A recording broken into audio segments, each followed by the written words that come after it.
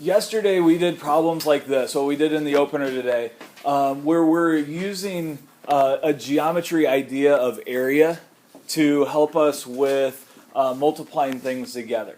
So right now, what we're doing, what we did in these problems is we just found the area of a shape by using an area formula, height times width, that we talked about yesterday. So we talked about how what area means, how much space something covers, and then how we find the area of a rectangle. And what we're going to do today is we're going to talk about how we do some algebra problems that we've done before, specifically using the distributive property. And we're going to use area models like this. So we're going to use a rectangle as a model for algebra problems. One thing we want to keep in mind is that when we find area, it's a geometry problem. So when I say geometry and algebra, do you guys understand the difference between those two? What is geometry? It's the study of... Geometry. It's the study of shapes. All right, so when we're talking about geometry, we're talking about things like area. We're talking about shapes like rectangles and triangles and circles and stuff like that. So we have ideas of measurements and areas and volumes and stuff like that. When we talk about algebra, it's all like equations and expressions using variables and solving equations and stuff like that. So what we're going to do is we're going to use geometry, use area formulas to help us with algebra problems.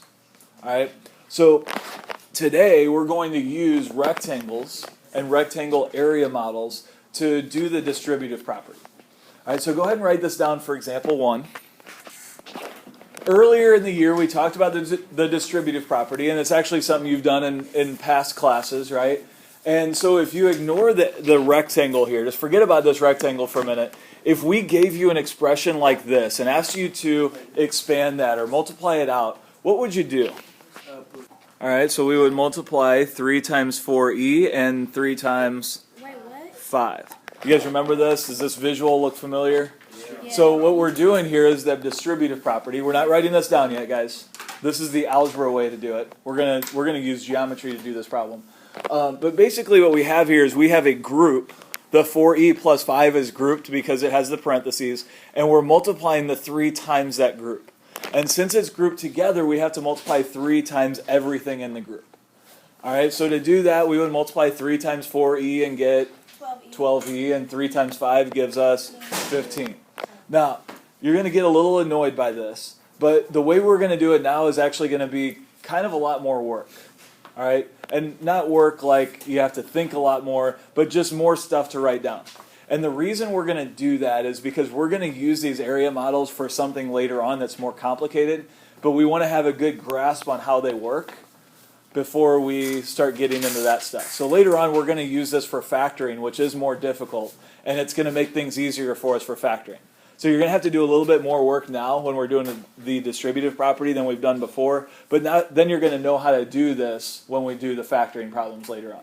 All right, so we're not going to do it this way. We're not going to do it the algebraic way, but we're going to use this area model to do that. All right, so first thing I want you to remember is the formula for the area of a rectangle. How do we find the area of a rectangle? I'm going to write it up here in the corner. The area equals height times width, right? This is a multiplication problem, right? We're multiplying the height and the width together, right? You guys agree with that? This right here is also a multiplication problem. We're multiplying 2 things together. Now there's no multiplication symbol in there, so how do I know it's a multiplication problem? The parentheses, right? That 3 next to the parentheses means that we're actually multiplying here. So since this is also a multiplication problem, like finding the area of a rectangle, we're going to turn this into an area problem. And we're going to say that this 3 here is the first thing that we're multiplying, which is the height. And the 4e plus 5 is going to be, what do you think? The width. So what we have here in this multiplication problem is a height and a width. And if we think about this 3 as the height of a rectangle, we can now put this 3 in the picture at an appropriate place. Where would be a good place to put that 3? Over to the side to show how tall or how high the rectangle is, right? Now the width of the rectangle is actually 2 terms. So notice that since we have 2 terms here, we made the rectangle for you 2 rectangles wide. So where do you think we're going to put that 4e plus 5? It's going to go across the top, but we're going to split it up. So we're going to say that this part right here, I'm going to use a different color, 4e, and this part right here is 5, so that the whole thing is 4e plus 5. All right, so by doing this, what we've done is we've changed this multiplication problem into an area problem. Since the area is equal to the height times the width, to answer this question, this algebraic question, we can just find the area of this rectangle. Okay, now I want you to notice that as we do this problem, we're not going to write a equals anywhere. All right, we're using this idea of area to answer an algebra problem, so we're going to keep area out of the work that we do. All right, so we're going to write this as we would algebraically. So instead of writing a equals in each of these rectangles here, we don't need to do that. I'm going to scratch that out. We're just going to multiply the height times the width. Okay, so we get to skip over a little bit of a step here, and to find the area, we're going to do the height, which is 3 times the width, which is 4e, and 3 times 4e is 12e. All right, that's the area of that left rectangle. The right rectangle, we're going to do the same thing. We're going to do the height, which is, what's the height of the right rectangle? 3 times the width, which is 5, and 3 times 5 is 15. All right, so remember, we're multiplying two things together here, and that's going to give us the area of this rectangle. So if I can figure out what the area of this whole rectangle is, it's going to give me the answer to this multiplication problem. All right, so when I multiply those together and get the areas and then add them together to get the entire area, I'm just going to put an equal sign here. I'm not going to write a equals, but I'm just writing an equal sign to say that this multiplication is equal to what? What is that equal to? 12e plus 15. So again, I want you to notice we never put a equals anywhere. We are using areas, but we're using areas to answer this algebra problem. And since it's an algebra problem, we're going to just keep area out of it. We're just going to write down the problem, and then equal sign, and then what we get for the answer to it. We're doing a lot more work here than the way we did it before. Remember the algebra way, we just did 3 times 4e and got 12e, and 3 times 5, and that gave us 15. So we could do this whole problem just by doing this right here, and you don't even have to draw those in, but just multiplying the 3 times each part. But what we're doing is we're learning how to use this model so that we do, so we can use it for factoring later on. And factoring is the opposite of the distributive property. So when we do factoring, we're going to give you something like this, and you're going to figure out that that is equal to something that looks like this. And to do that factoring, this area model is going to make things easier. So we are doing more work now than what we're used to on a problem that we already know how to do, so that we can practice it and get used to it before we start doing the more complicated problems. So let's do another example. We'll do this one together again. So I want you to notice that this is a multiplication problem, right? It's 4f times 3f minus 5. So since it's a multiplication problem, we can treat it as an area problem. And I'm going to make the 4f the height, and I'm going to make the 3f minus 5 the width. Now I will tell you, I'm writing the height and the width in here, but you don't have to write that on each problem. I'm just putting it in there so we can see where things go in the model. Okay, I think you'll get pretty good at it after a few examples here. So since the height is 4f, where am I going to put that? Over to the side to show how high this rectangle is. And then the width, again, has two terms. So notice that since it has two terms here, we split it up into two sections going across. All right, so what's this one going to be? 3f. And what's the other one going to be? Yeah, so, yeah, that's a good question. Can we do that? So I'll tell you right now, next year when you take geometry, this -5 here is going to be a no-no. In geometry, there's no such thing as a negative length. If you're measuring the length of something or the width of a rectangle, it's always going to be positive. If we take a ruler doesn't have negative numbers on it, right? So if we were to take a ruler and to measure this, we wouldn't get -5, but we would get a positive number. But since we're using a geometry problem to help us with an algebra problem, and in algebra, since we can have negatives, we're going to allow negatives here also. All right, so it is okay to have negative lengths in algebra.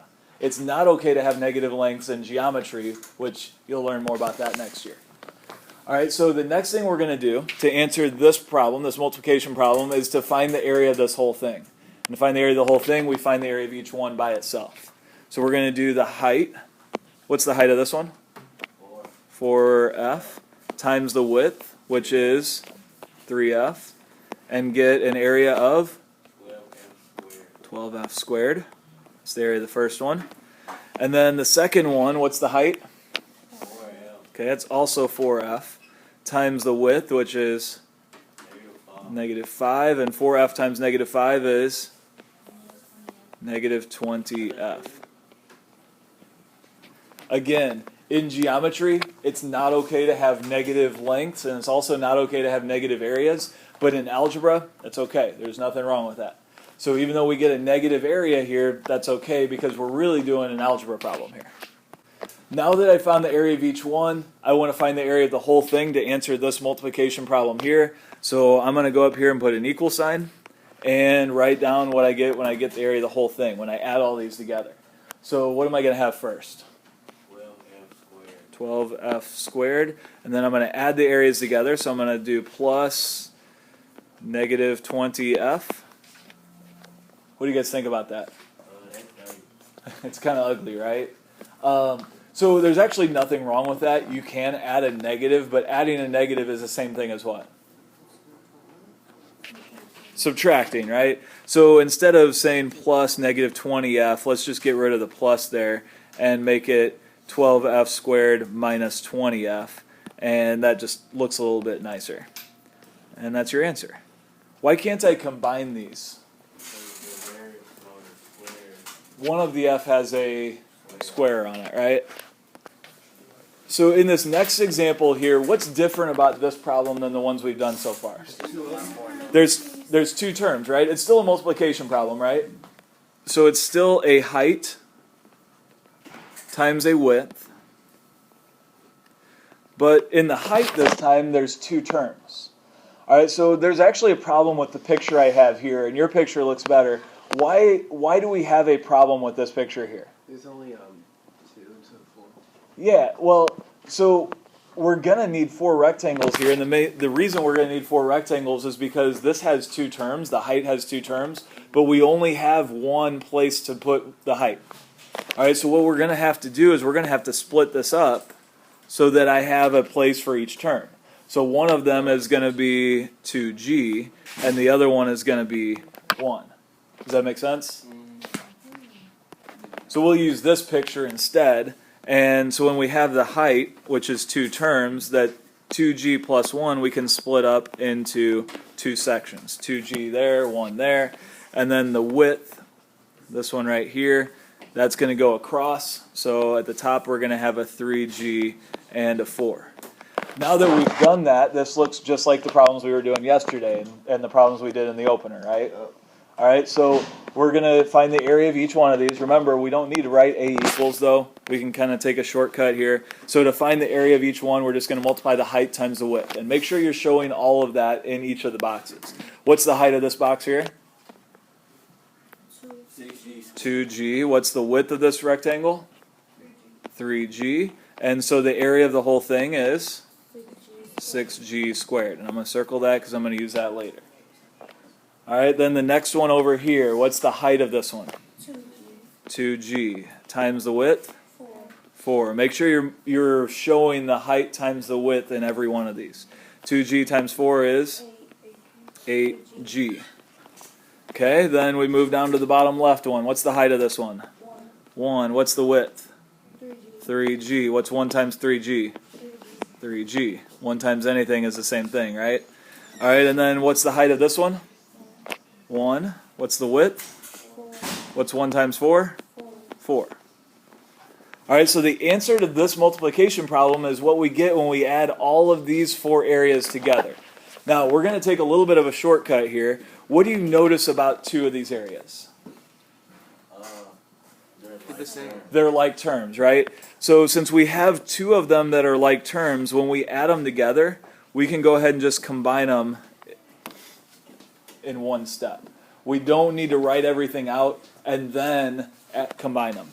All right, so what's going to come first? Is it going to be the g squared, the g's, or the 4? G squared. the g squared. So we're going to have the 6g squared first. I'm going to put my equal sign after the problem. I'm going to have a 6g squared plus 3g plus 8g is 11g. And then plus 4. And that's your answer. Again, a little bit more work than we would do just using the distributive property algebraically, but we're getting used to using these area models so that when we get into factoring, it's going to make things easier for us.